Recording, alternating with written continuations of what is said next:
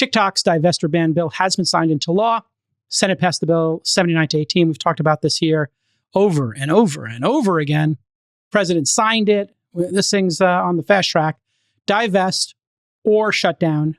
TikTok bill was packaged, bundled with $95 billion in foreign aid. $61 billion for the Ukraine, $26.4 billion for Israel and humanitarian aid for civilians in Gaza, and about $8 billion for the Indo-Pacific region, aka Taiwan.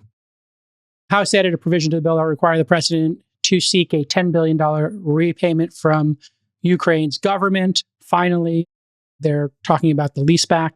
We'll see if that ever happens. I'm curious what Sachs thinks there. Last year, CNBC reported that ByteDance was buying back $5 billion worth of stock. And early Thursday morning, it was reported that ByteDance is exploring selling a majority stake in TikTok's U.S. business. Looks like gun to the head is working to a non-tech company without the algorithm. In other words, maybe they sell it to a Walmart, somebody who they don't consider super competitive. I'm not sure who the non-tech company is here. It could be Disney, would come to mind as well. And remember, Disney did look at buying Twitter, but they didn't want the toxicity of an open platform. TikTok is obviously heavily scrubbed of anything that is aggressive. You can't show a movie clip with somebody getting attacked violently. It's very PG-13. But this is the key part, Sachs. No algorithm in the package deal. Your thoughts on this? And you can take it either way you like, because I know your fans want to hear about everything. Do you want to talk the budget bundling or the TikTok ban, and the divestiture, which seems to be happening? Well, the overall theme is just that the national security state got everything it wanted. It got $100 billion to support forever wars. It got a TikTok ban. And this divestiture thing is a total fig leaf because it's not clear that China is going to allow TikTok to divest, because it would set a horrible precedent where the U.S. could just pass a law and then essentially steal the value of a Chinese company. So I don't think they're going to be able to divest. I think they're just going to get shut down. So the security state's getting its wish there. And then another bill that you didn't mention, which they just passed, is they approved the warrantless spying on Americans. So the federal government can now spy on you and your, communications without even getting a warrant. Ridiculous. So disgusting. The national security state just seems to get whatever it wants. And there was large bipartisan majorities for all of this. And the way they do it is they conjure all these fears to try and fear us into, well, if we don't agree to warrantless spying, then you could get a terrorist attack. Well, when has a warrant requirement ever gotten in the way of actually doing what we need to do to stop terrorism? Never. But that fear was enough to get Congress to authorize that legislation.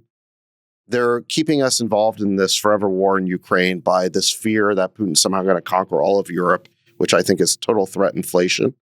And this TikTok fear that somehow what videos we like is like precious data that's being shared with the CCP. Look, I'm willing to believe it's possible, but they never proved that. Oh, so no, they proved that data. It's been proved that they spied on journalists. When we debated this, you showed one article from the New York Times about how, that's not proof, J. Cal. Those were two rogue employees who shared some data with I spoke to some New York TikTok, Times reporters.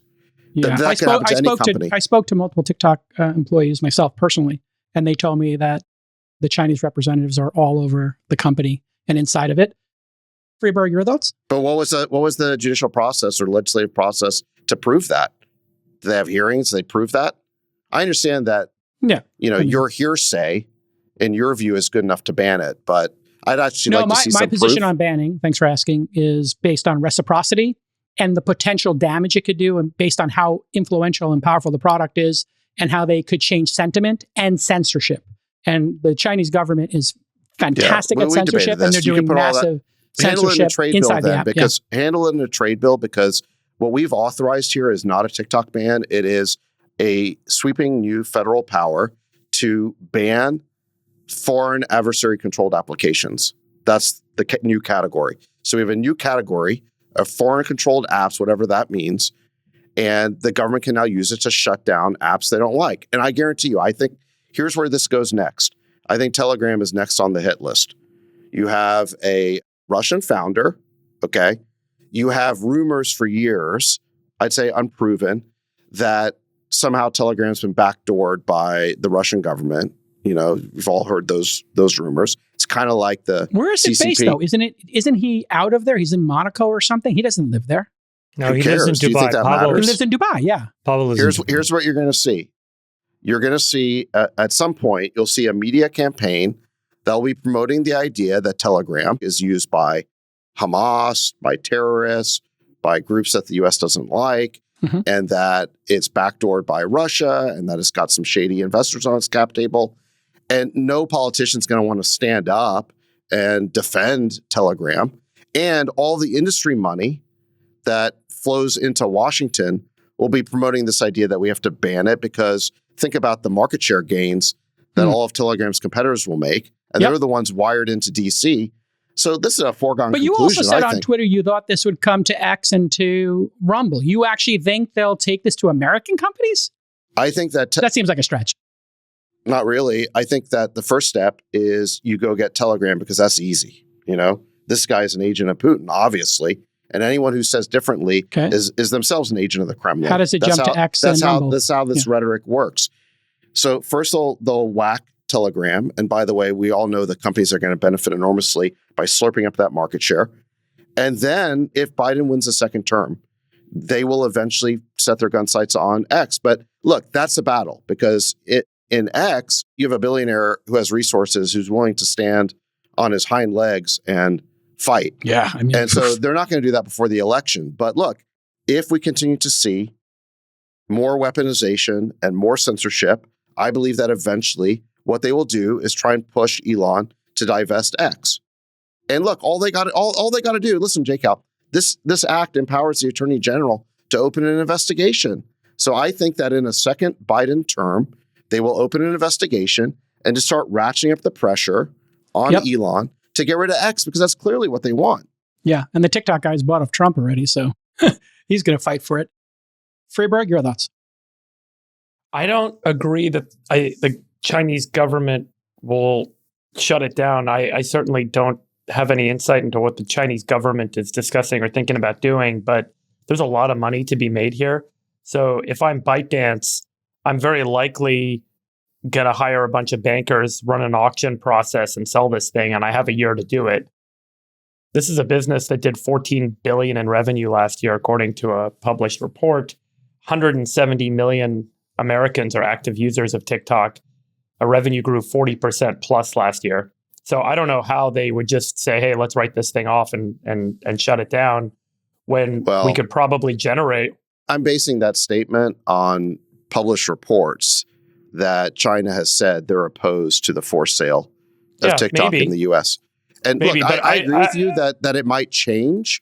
But think about it, if you're the Chinese government, you're adamantly opposed to this. You don't like the precedent, and you don't really care. You don't really care about tech entrepreneurs getting rich. I mean, let's assume the founder CEO of TikTok lives in Singapore, right? So why would they give a shit? But now let's assume that they let it go through. Think about the implications. Morgan Stanley and Goldman Sachs get hired to run a joint process to auction this thing off, right? They're going to run this process for a period of months. There's only a certain number of folks that could actually make a bid to buy this thing. Maybe some of the big guys in private equity, Silver Lake and others, try and pull some capital together to buy it. But I think it's more likely a big company tries to buy it. CFIUS and antitrust will probably not be as relevant here as it normally would be. Certainly CFIUS wouldn't be, because it's being completely divested. Antitrust, there's a real question on whether they're going to be given some leeway. But even if antitrust does apply, who could buy TikTok in the US? There's only a handful of companies that could or would. Oracle, maybe Microsoft. They said it's not a tech, is the report. That it's not a what? Not a tech company. So that would be Walmart, Disney. You start to get to over... Maybe a media company, right? Yeah. So absolutely. I do think that there's a really interesting... Netflix. Maybe Netflix. So I think that there's a really interesting rewrite of the landscape a little bit here, where some of the traditional big tech companies, Meta, Google, have really had total control over the consumer media consumption on the internet, that there's going to be a real difference here that might be triggered in how the industry kind of is sorted based on the TikTok auction, if it does happen. And I think it's probably, look, we could argue all day about what the Chinese are going to do. But if it does go through, there's next story you're going to see in the Wall Street Journal is how much money the bankers are going to make on fees running the auction here. And then the next story you'll see after that is going to be about how the tech and media landscape has been reshuffled and rewritten by the TikTok deal. Chamath Palihapitiya, our chairman dictator. Can't wait to see you at poker tonight. What are your thoughts on this, if any? I think the thing to keep in mind is that the reason why the government is banning TikTok, and I'm totally speculating and guessing, has nothing to do with these silly little videos. But it is that the overwhelming majority of the people that download TikTok keep the microphone on, and it is an ambient passive surveillance device. And I think to the extent that a foreign government has access to whatever you hear ambiently and randomly while the app is not even being used is the real problem here. And so I think that that's effectively what this is a listening device into enough Americans. And I think that that's pretty scary to folks. The second thing is with respect to the actual product itself, in the absence of that algorithm, which I think is just incredible, as somebody who was a voracious user of that app until I deleted it, I don't think the product is much of anything. It's probably no better or no worse than Shorts or Reels or some of these other alternatives. So I don't see the economic justification for anybody who already has one of these assets to buy these things because the content is roughly the same now. It is the thing that makes that app is the algo. But the videos are everywhere. They're on YouTube. They're on Instagram. They're everywhere. So I don't see why anybody would pay a lot of money for this, especially in the absence of the algorithm, is my honest thought. What do you think, Jacob? I think this is a security risk. I've made that clear here before.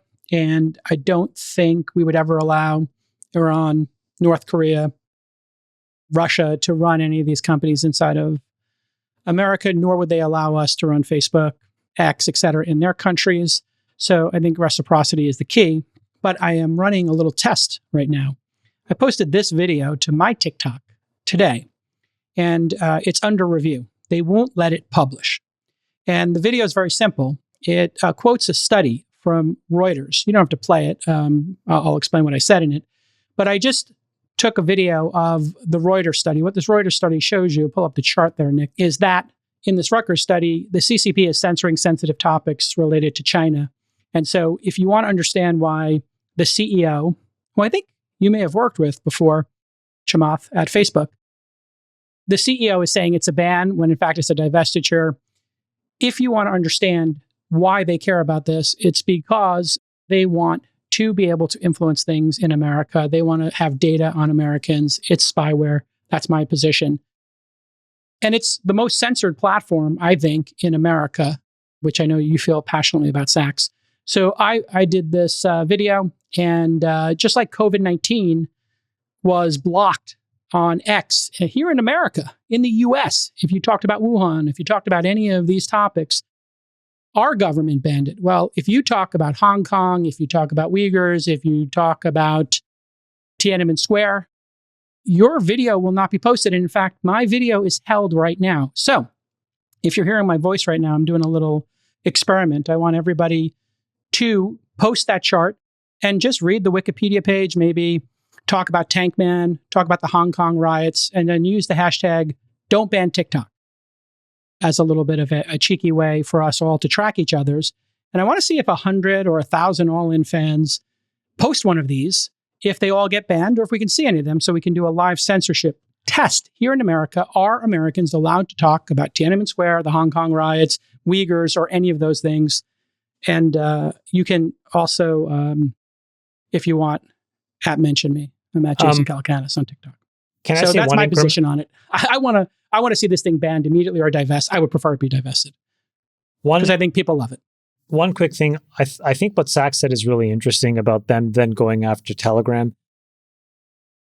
The big issue that I think Telegram has always had is that it is encrypted, but it has its own form of encryption that they rolled themselves, right? Like typically, I think WhatsApp and a lot of these other folks just use pretty standard Signal, I think as well, use SHA-256 encryption, which is like pretty standard. But there's always a fear that the US government actually can unencrypt that and has some kind of a backdoor. That was always the fear of that SSH-256. And so Pavel Durov and his team basically rolled his own, which is also 256-bit symmetric encryption, but different standard altogether. And what people would say is, hold on, he has the backdoor to Saxe's point. So that was always the claim, counterclaim between these things of why Telegram was always painted in more of a sketchy corner. I'm not saying that it's true. And I think that if they go after it, I think it's because this underlying encryption model is something that we can't get access to. And so they'd rather just eliminate it, to Saxe's point. All right. I think Telegram can stick its head between its legs and kiss its ass goodbye because they're next on the hit list. All right, we're going to see. What do you think of my don't ban TikTok the national security challenge? state has used fears like the one that Jake Help explained to get a new power. And it's not a power to ban TikTok. It's a power to ban any foreign-controlled app. So goodbye, Telegram. What do you think of my don't ban TikTok challenge, Sax? The censorship challenge. Yeah, I mean, fine, whatever. Wow, you're so passionate about it's done. censorship. It's over. It's over. Yeah. Look, okay. the national security state gets whatever it wants. It's pretty clear.